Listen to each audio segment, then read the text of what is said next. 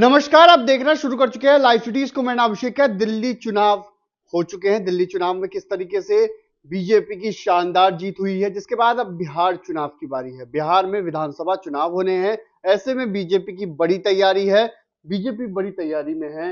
NDA कार्यकर्ता सम्मेलन भी हो रहे हैं और बीजेपी ने अपनी भी तैयारी की है। प्रधानमंत्री नरेंद्र मोदी भी आ रहे हैं। देखिए, भारतीय जनता पार्टी 365 दिन 24 घंटा काम करने वाली पार्टी है।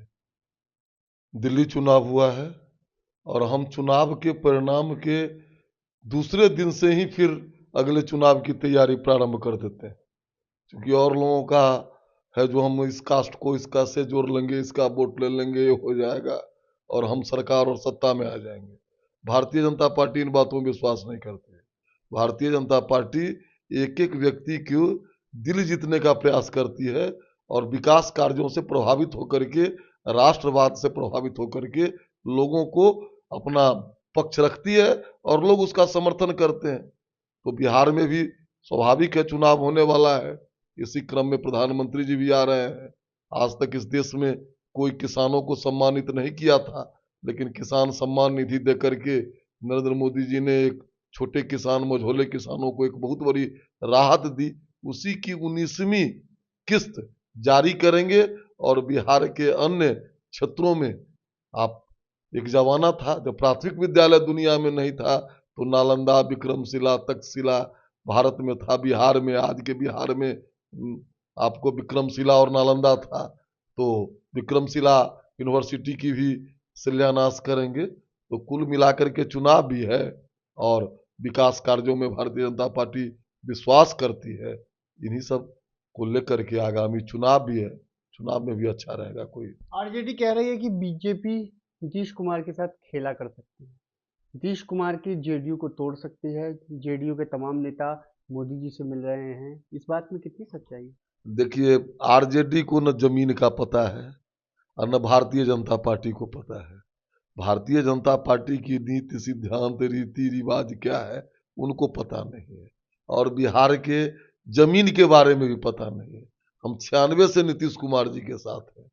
हाँ, कभी कभी हुआ है, लेकिन कुल मिलाकर के आज जो बिहार देख रहे हैं उसको बनाने में भारतीय जनता पार्टी और नीतीश कुमार जी का बहुत बड़ा योगदान है। इसीलिए आरजेडी के कहने का कोई माने नहीं है। उनको भी सत्ता मिला था, वो सत्ता भोगते हैं, हम लोग सेवा करते हैं। इसीलिए दोनों की विचारधारा में खेला तेला आप लोग नहीं करेंगे। कोई खेला क्या होगा? खेला होगा कि विपक्ष साफ हो जाएगा। इस बार रहा न कुल कोई रोमन हारा हो जाएगा। किसके नेतृत्व में चुनाव लड़ा जाएगा बिहार में? नरेंद्र मोदी जी के नेतृत्व में चुनाव लड़ा जाएगा, नीतीश कुमार जी के नेतृत्व में चुनाव लड़ा जाएगा, जीतन मांझी जी के नेतृत्व में चुनाव लड़ा जाएगा, चिराग पासवान जी के नेतृत्व में लड़ा जाएगा, उपेंद्र कुशवाहा जी के नेतृत्व में लड़ा जाएगा। जीत निश्चित है। जीत क्या, 2025, 225, 25 से 30 फिर से नीतीश।